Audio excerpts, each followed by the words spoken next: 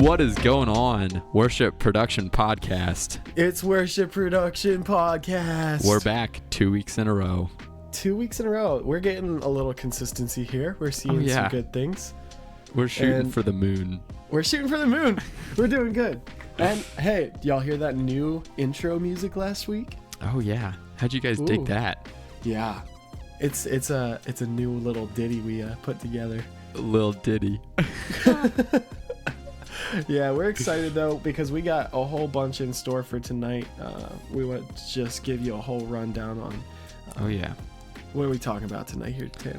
So we're gonna jump in and talk about cable management, why it's important, and then we're gonna talk about troubleshooting, AV, troubleshooting, music gear, AV, the production, lights, sound, the lot of it.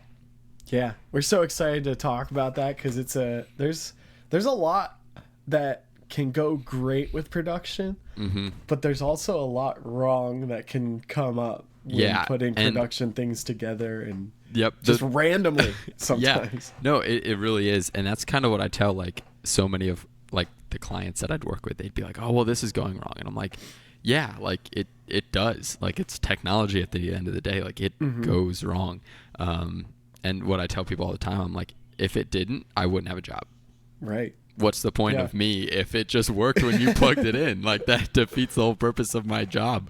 So like, I'm glad it's not working, frankly, because I get That's job security. I get to put food on the table if it's not working. So I don't know. I don't know. So I'm upset for you, but also nice. Yeah. It's like, man, I'm really sorry your live stream didn't work last week. But the chili that I'm having tonight. Yeah, thanks for that. Thank you. Yeah. And it's crazy how in depth like problems can come up because problems will always be there. You're never going to have a perfect product that just doesn't fail. Yep. You're going to have errancy rates, all those things. And with LEDs and LED video walls, stuff like that. Yeah. There's so many different things that can go wrong from the computer, the source that you're sending the signal to the wall itself, from the cables that are speaking to the processor that's speaking through the cables and all the ports that connect to that and the cables within the panels that are jumping it from the port to the hub card and then the hub card itself and then the port that comes out of the hub card into the module. And then on the module, like the leads that connect the pixel to the module. Like you're just like it's all just doesn't work. Yeah. Everything goes wrong. There are so many things that can break. It's so delicate. Yeah, and no, I'd love to hear more about like the troubleshooting in the video stuff because that's definitely not my level of expertise. Yeah. But before we jump into that, let's just kind of quick go over kind of what we did this week. I didn't really do much different than normal, but Quinn, go ahead and explain kind of what you were doing last week. Yeah. So I went to California. Dang. Crossed over to the west side. Big CA. Yeah. And just did an install, 45 panels, 9 wide by 5 high. And it's really cool because this is a church plant. They're called Solid Rock. Check them out. But they're doing a church plant in a ballroom for a hotel. And every week they come in at like 5 a.m., set up their entire church service, like a stage, the lighting, the media booth, now the video wall they're going to be setting up. Yep. And all the chairs, everything from scratch. Every week. They're putting in so much work to get that together, but it was such a blessing to go and help them. I trained them on how to set up this wall and tear it down every week, what like best practices, the most efficient ways to do it, because they're going to have like a couple hours until service that they have to set up this wall and get it ready to go. So they're super excited about it. It went really smooth. It's an elevated ground stack, which means that we put truss on the ground and we raise the screen so that it's not flush with the base plates, like it goes up. They elevated it 16 inches off the ground, 2.9 pixel pitch, color batch 18, which is just something that we use to discern different pixel, because Well, I can run down that really quickly, but pixels come in different color batches. Yeah. So they're produced all together, like millions and millions of pixels all at once. Yep. And then you can never make that same color. Like, think of it like 2 color batches of carpet. Like, it'll the never same be carpet, exactly the same. Yeah, it's just Yep. like a little more red or just a little more, of a specific shade or, Yeah, it's just, we really got into that. So we have Spirit Sound and Light. I forget at this point. Do we own 3 refresh walls at this point? I Yeah. kind of forget. But we went to buy, it was either another one or another 2. I forget what it was exactly.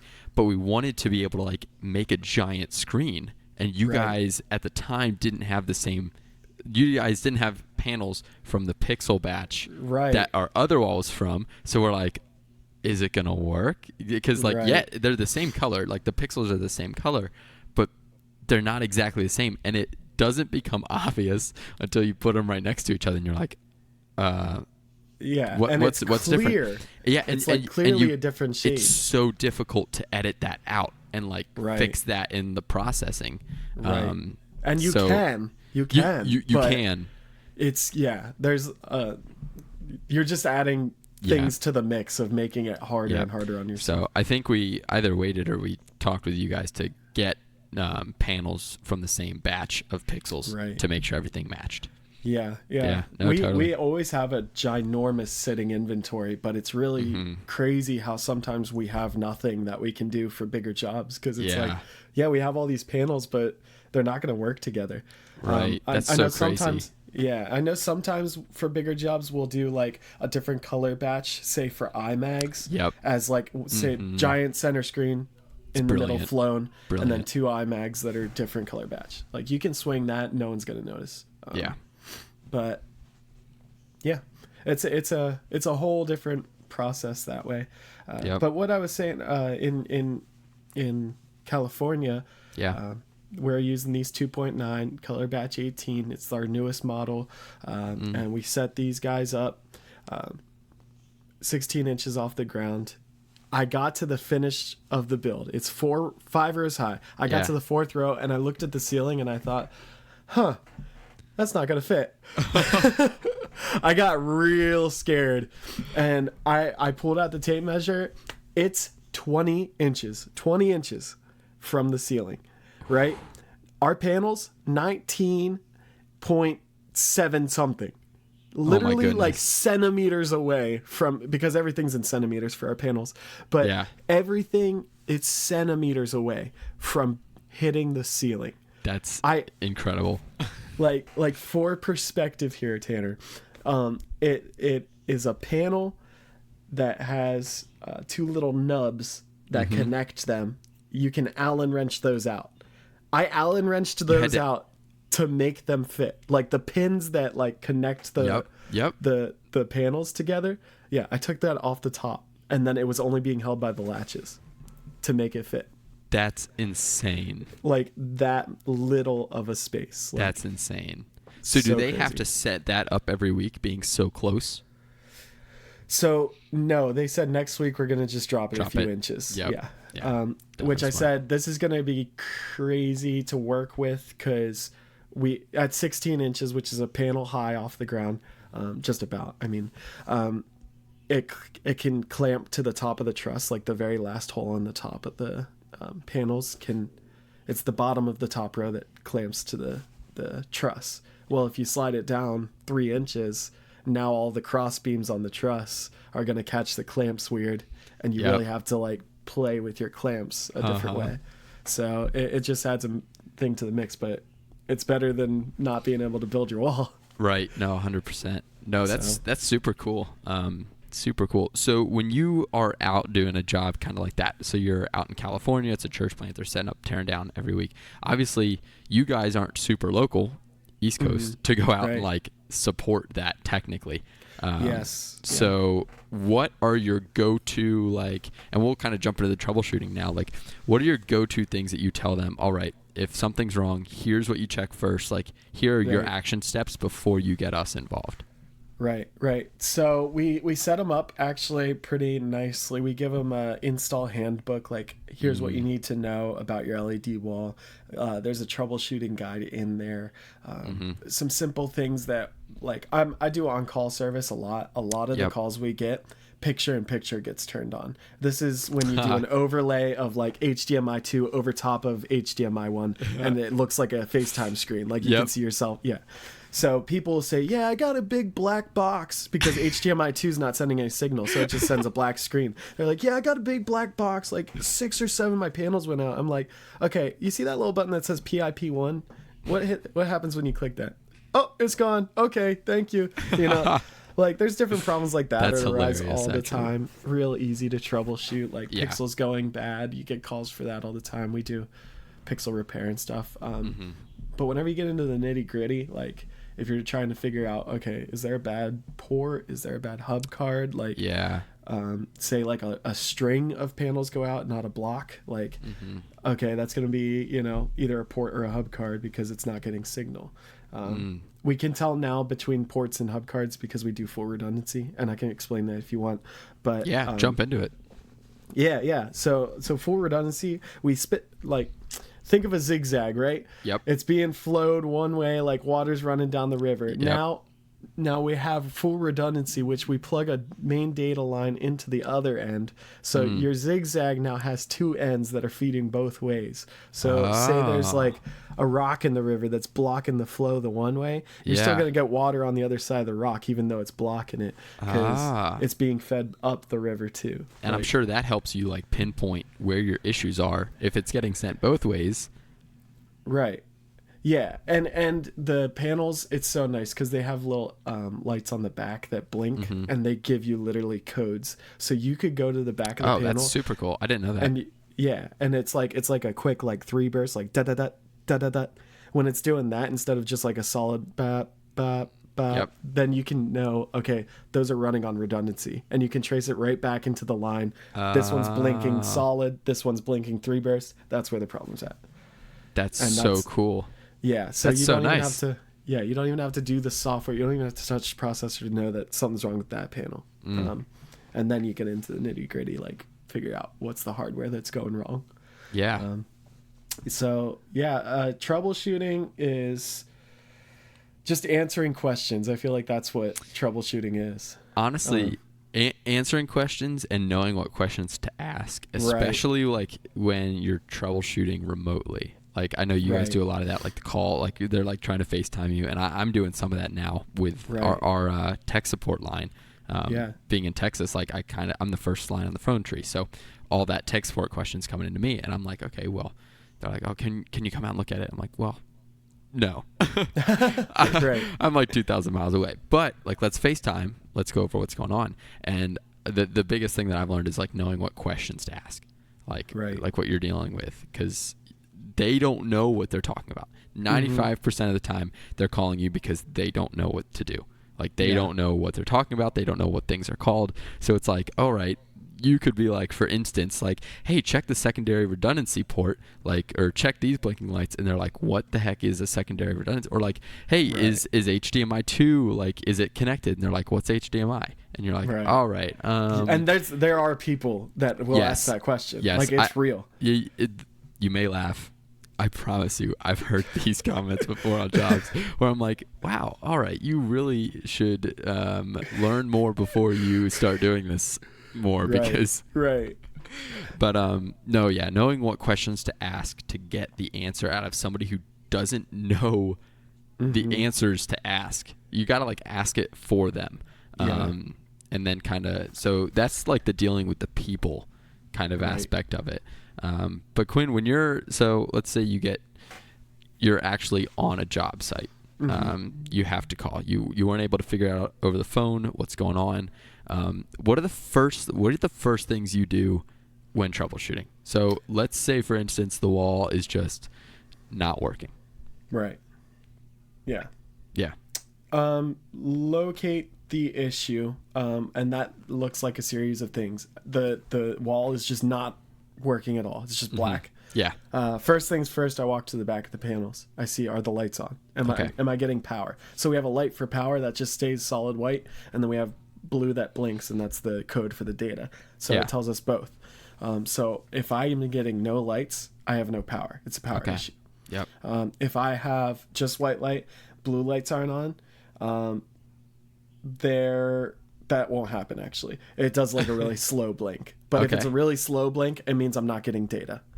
So I check the connection of the main data line, you know?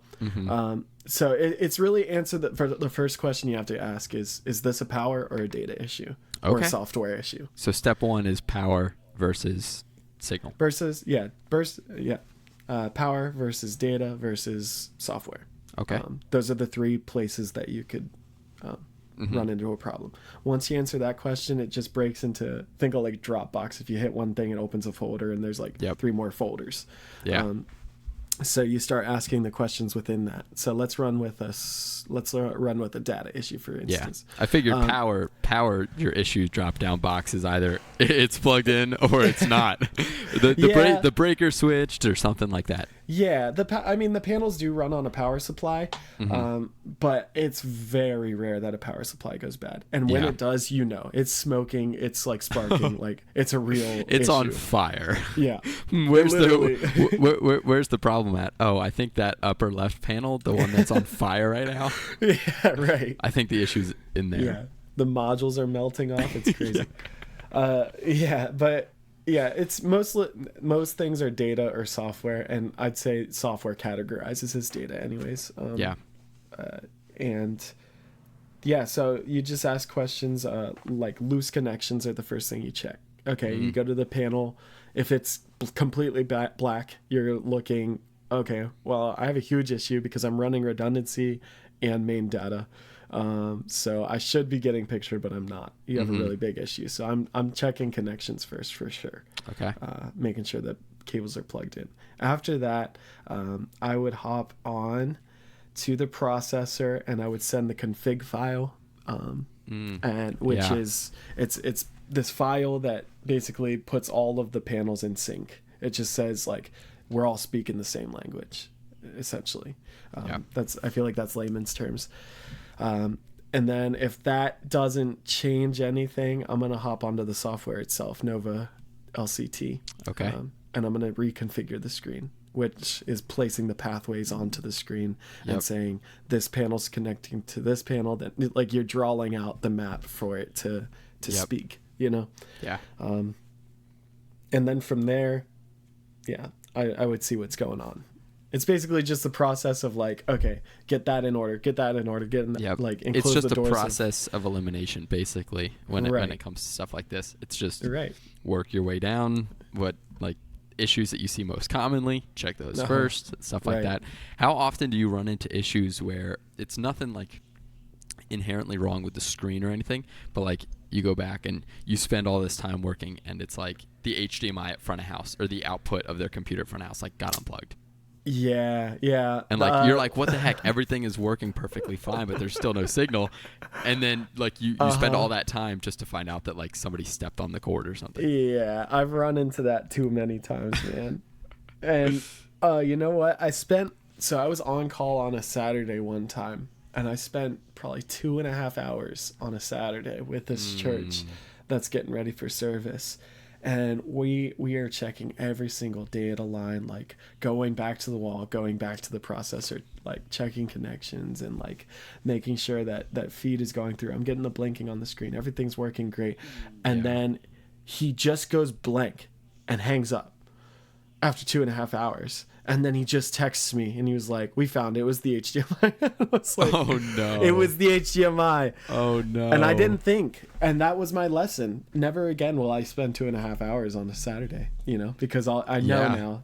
Yep. Like start like all the connections. Yeah. And that's what I was saying at the beginning of the podcast is you start from the source and like, make sure that all your bases are secure. Yep. You can't assume like what they're providing is working well. And exactly. It's my product. That's the that's the problem when you're doing servicing on a wall. Is you think my wall is broken.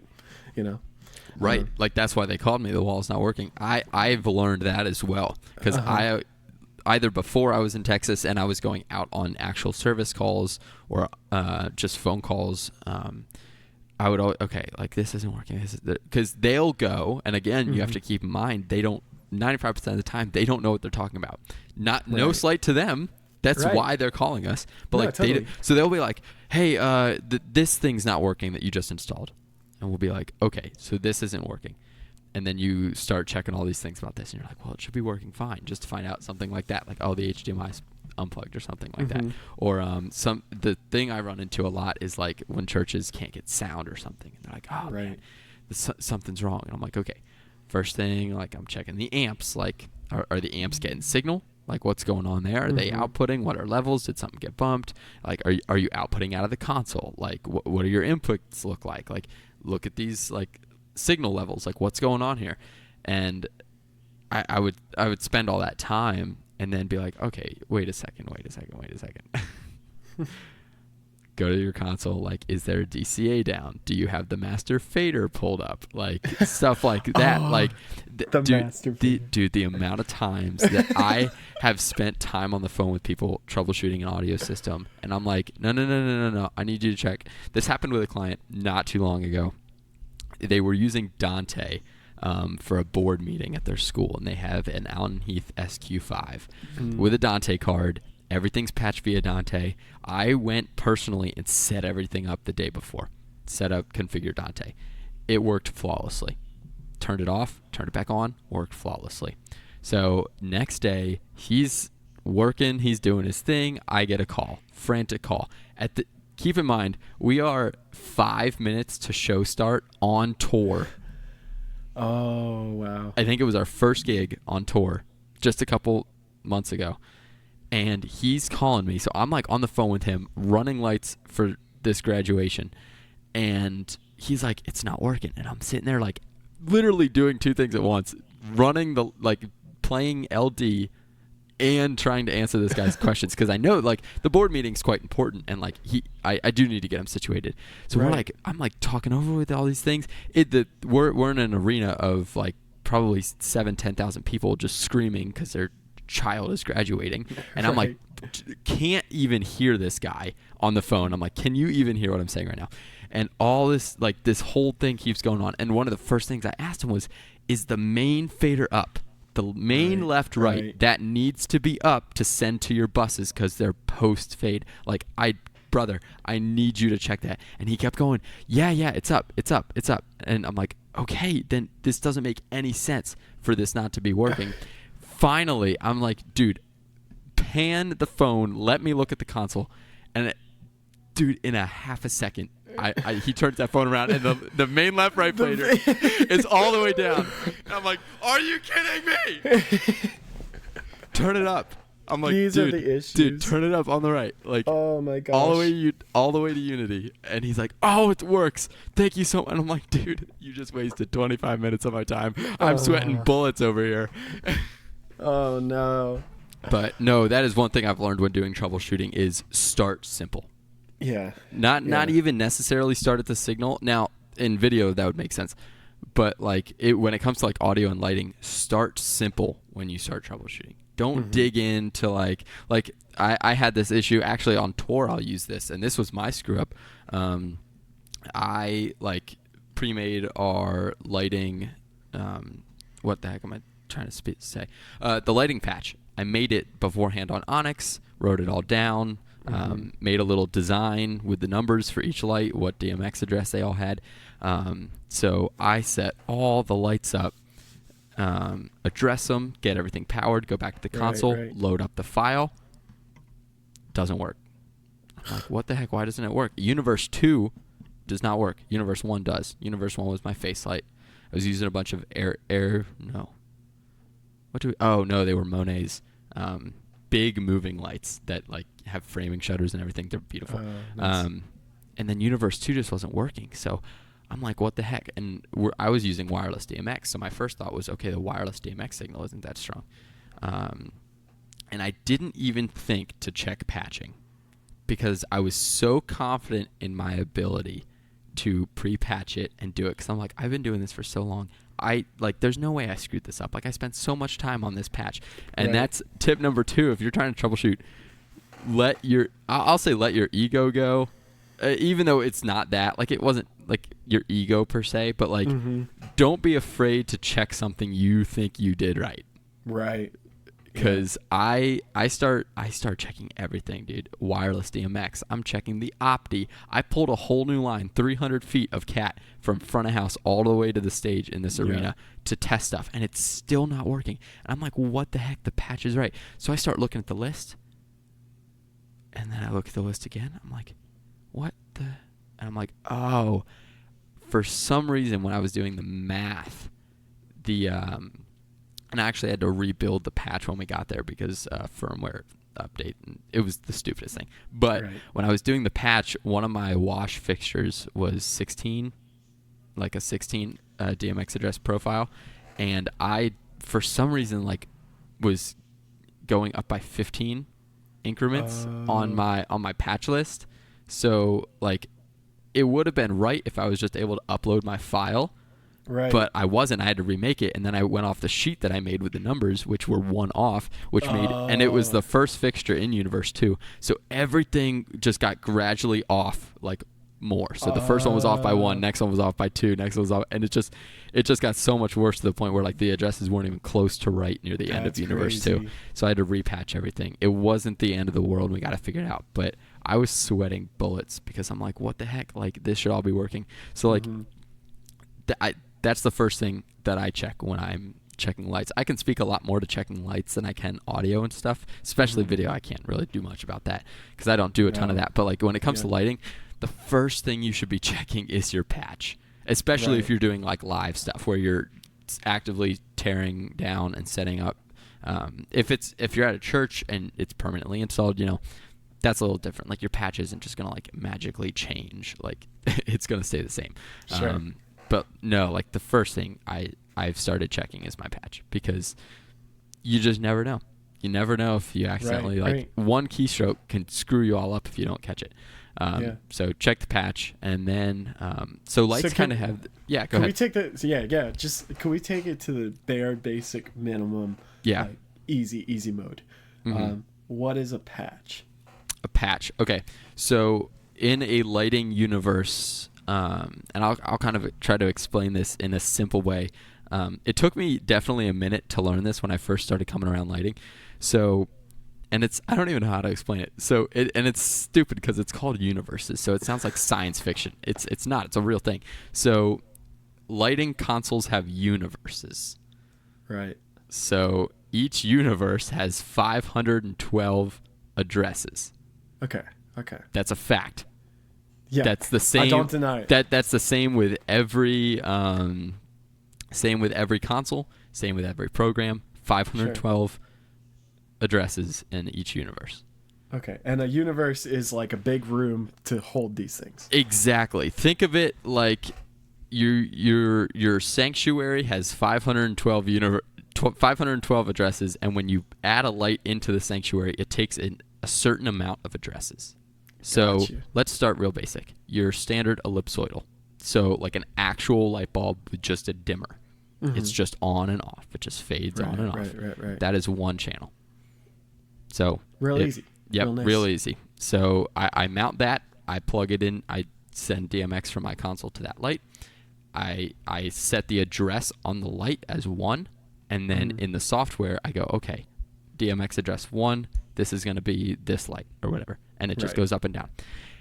The reason, I don't know exactly why it works like the way it does, but it matters when you get into like moving lights. Because they have like, not only do they have on off, like fade, like the light, but then it changes colors, and each color is a different address. Pan. Is this like LED lights too? Like, oh yeah, this is specifically for LED lights. So like, oh wow. So like a typical mover, I think at least the wash fixtures that I'm used to using are like 16 or 18 addresses. Wow.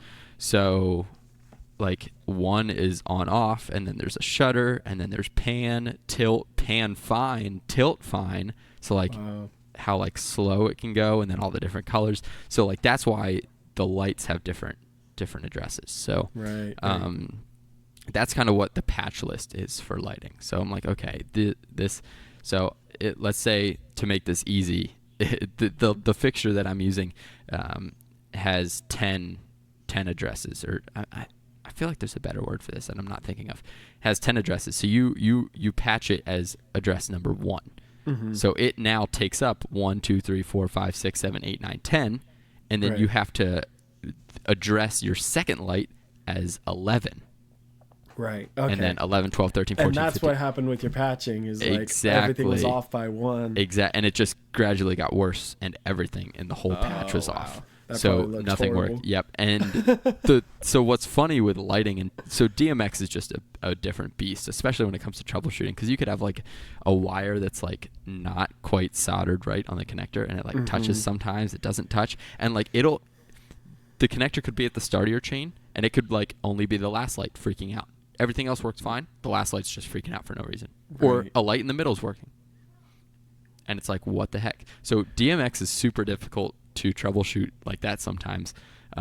So is that like the Christmas lights, like the middle one goes out and they all go out past that? Yep, like, something like that. Or in the Christmas lights, when one of them goes out in the front, and then there's this weird like 4 bulb section near the end that's out. And you're like, why is that one out? And then you fix one light and those work again. It's like, right. What the heck? So think of that like DMX. Like, it doesn't even make sense sometimes, like what the issue is. I remember this one job we did. It was a big conference, and it was like 4 lights. It wasn't even that difficult, but they were moving lights. They were scanning the room for the conference to like give it a nice vibe. And one cable had a weird termination, and it took us hours to figure it out. We literally swapped lights because we were sure that the cables were fine because of what the issue we were having. We're like, it can't be the cables. If it was the cables, this wouldn't be working too, and this is working, so it has to be the light itself. Right. It wasn't. It was the cables. It was the cable. It was like 1 a.m. I'm up in a scissor lift, like checking connections. I'm like, you've got to be kidding me. Like the ground wire was just like not touching. Oh my Great. gosh. I'm like, this is. So DMX can be a beast to troubleshoot, but yeah, I check the patch first. Make sure what you have in the patch is what you've actually addressed your fixtures to, because that's the number one culprit that I've found. That's crazy. I didn't know it was so in depth. Like you just look at it and you're like, this should be easy. Like you just plug that light in, and tell it what to do. No, it is a lot more complex than just like plugging it in. I think most people think like that. They're like, oh yeah, look at all the lights, they work. But like it takes a good amount of designing and thought that goes behind a light install or a lighting rig, because not only are you getting power from every light to every light, but then you've got to get, again, signal. Think of it like a video wall. Like each light's getting power and signal, and that's it. And that's I mean, the same thing's happening on an LED wall. It's like people look at it and they're like, it's a big rectangle TV, and it's like super simple. And then you go behind it. There's a processor that's speaking a lot of different things. Yeah. And then there's 45 for this California job. There was 45 hub cards with 45 receiving cards that are telling 45 times 4 modules what to do, and then times 168 times 168 pixels per module. That's true. That's crazy. That are all being communicated to. So there's so much like connections and like communication that's happening between lighting, between sound, like a guitar to a bass to it. Like once you get all those things plugged into a soundboard, there's a lot of things speaking all at once into one hub that if one thing goes wrong, it's really hard to locate sometimes. And the biggest problem is whenever you're doing like a service call for your company and you're talking to someone, like you're trying to help them understand the language so that you can then locate the problem that you don't know where to look for, there's like, and there's no reason that the customer should know. Like that's what we're there for. We're the professionals. But getting that communication barrier settled to work through and troubleshoot is a part of troubleshooting, it's to communicate the problem, So it's a lot. It's a beast. It is. Yeah, doing troubleshooting service. AV stuff is, I personally love it. Like, it's honestly, it really is one of Yeah. my favorite things to do, because It's great. one, I like have always had that problem solving kind of mind. Like, I enjoy that. I enjoy solving the problem. I find a lot of enjoyment out of finally fixing it and going, Right. yeah, I did it. I did that. So like, I love it. I loved going on site visits and troubleshooting stuff. But yeah, no, I think those are all good tips for troubleshooting. Start simple.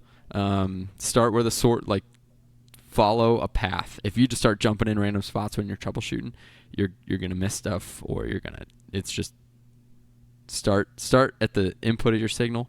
Whatever you're talking about, you can apply that to anything, and then just move down the line and just check each thing as you go. But start simple, do that, and don't be afraid to check what you've already checked, because sometimes you miss it, or just check what you've done and think that, oh, that's fine, because it's always that thing. Right. You're like, oh no, it's not that. If you're troubleshooting and you go right away, you're like, oh well, it's not that, it's that. Right. Check that thing first. Obviously not always, but no, those are all really good tips for troubleshooting. I think that's really good. And like, I know we're going a little long here, but I wanted to just talk about one thing that can make your troubleshooting a whole heck of a lot easier, and that's cable management. Yes. You know, if you have a pile of spaghetti in your data cables for your video wall, and then something stops working, you're going to be find digging, the issue. You're going to be digging through this pile of wires that you will just aggravate you. Like, there's no other outcome but to be aggravated, like sweaty, like, because you're behind, like, in a tight space trying to get into there. You know, cable management is everything. Like, and I'm sure Tanner, like, doing more rental events, like, we're install focused. Yeah. And we do rentals, but you do a lot of rentals. And so I'm sure like, how important cable management it is. Yeah, cable management is like almost one of the most important things when it comes to like AV and production and all this stuff. So yeah, I mean, one of the biggest things is troubleshooting. Like, I can't tell you the amount of times I've been in church, something goes wrong, and I'm crawling behind a sound booth, and I'm like, I don't even know like where to start. And then so we did a lot of church, a lot of work at Bethel Philadelphia Mills outside of Philly, and great church, great people, love them.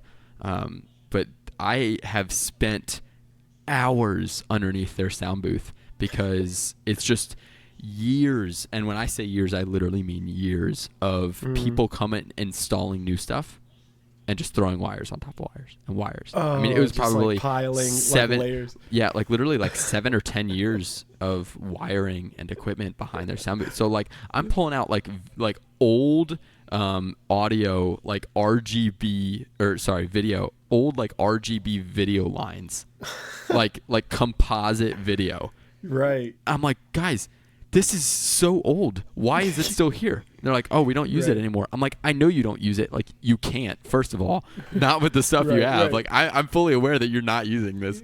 Like, I just pulled the new SDI line back, so like, I know you're not using this. But like, when the old installer, like, or when the new installer came and installed all these new TVs and stuff around your like church like years ago, why didn't they pull this out?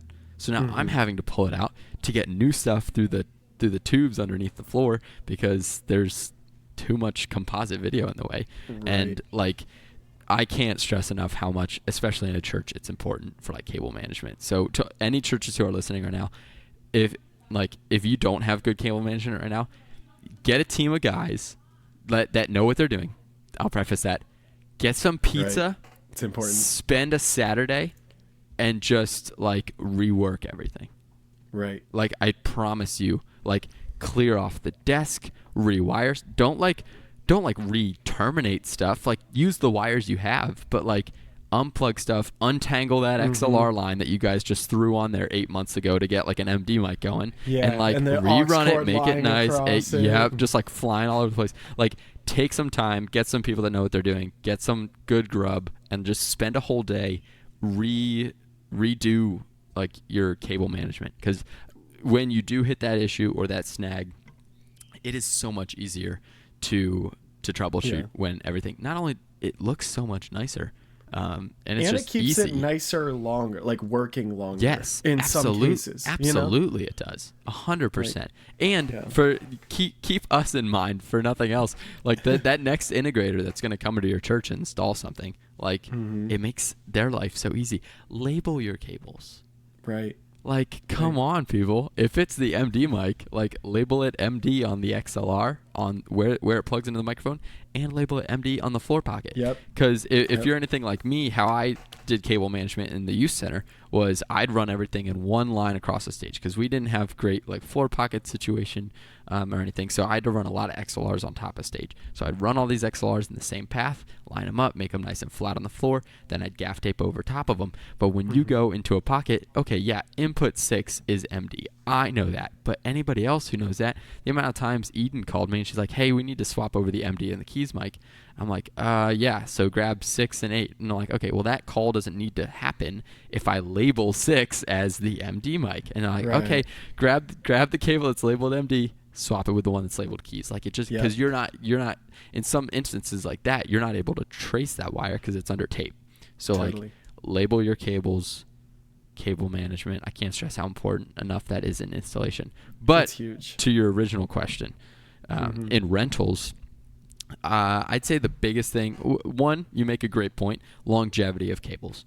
If you just throw cables into a giant spaghetti mess, like, somebody steps on them, jumps down from the stage, lands on your pile of cables, you have maybe something snaps or breaks, and maybe something gets caught somewhere because you just threw it around, and then it gets snagged or ripped. You never know what's going to happen. But I would say the biggest thing for cable, or at least in my eyes, the reason I do good cable management on event jobs like that is for the out. And if you've ever heard the term, it's all about the out. It's 100% true when it comes to rentals and production and live events. Like, everything you do on the in, which is setup, you do for the out, which is load out. So, like, so your goal, clean hour and a half. Exactly. Your goal is that bang, you're out of there in 30 minutes, an hour. Like, you've got everything torn down, wire wrapped on the truck, and you're going to get Little Caesars at 10 o'clock at night. Like, that is your goal. Or Denny's. And Denny's is the goal. Denny's is the goal in an hour. You don't want to be there. Been the goal. You don't want to be there at midnight untangling all of your stage cable because you decided to be a dummy on the load in and just throw things around. Like, that is my biggest reason for cable management in the live event world is for the out. Yeah. And rentals especially, it's a world of early mornings and late nights. Yeah. And so you have to be thinking about it. Sure, you might have load in at 5 p.m. before a 7 p.m. event, or, maybe a little earlier. But then at the end of the weekend, the last event ends at 10 o'clock at night. And so you have to then tear down an entire video wall and tear down your lighting, tear down the trussing, pack it all up into the truck, Yeah, it's so important to have that quick, like, unplug. Okay, it's already zip tied in a coil. I just do the run that I had. Exactly. Re-zip tie it and go. Yep. So it's so important. And I wanted to touch on the longevity too. Even if it's in a place that someone's not going to step on it. Oh, I'm not going to crush it. Like, it's not going to get pulled. Say you come in and you're pulling an SDI line out that you're not using anymore. Yeah. And there's audio goes out. Something in audio goes out because you're pulling on this in this pile of spaghetti. Great point. Now something else goes bad because you're messing with that stuff. Yes. I have run into that so many times on installs. And it drives me mad. It just happens. You kind of have to deal with that when you're an AV integrator because you rarely can you trust the previous integrator. Right. No, that's a great point. It's a great point. So, do yourself a favor. Take care. Keep it clean. Yes. Both at the booth and at the source. Yep. Wherever you keep your slack, keep it all in one place. Yeah, make it nice. Use that Velcro stuff. I have some actually on my desk somewhere. Yeah, right here. So good. These things. You guys can't see it, but Quinn can.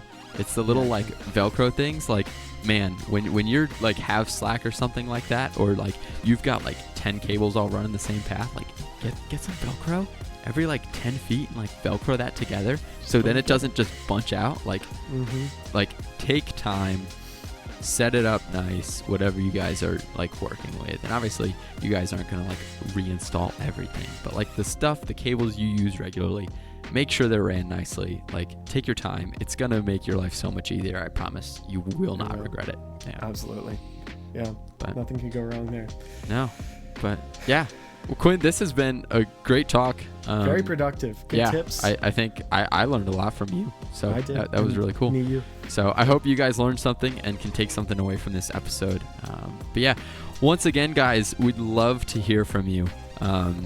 Shoot us an email, worshipproductionpodcast@gmail.com. Shoot us a DM on Instagram, Worship Production Podcast. You can find us Worship Production Podcast anywhere. We'd love to hear from you, answer your questions, guys. We just want to serve you and just kind of aid you in the AV process or anything you guys want. Yeah. Send those questions. We'd love to answer them because we want to grow with you. Absolutely. Yes, absolutely. All right. Well, we'll catch you guys next week. Yeah, we're out. Let's go. Peace.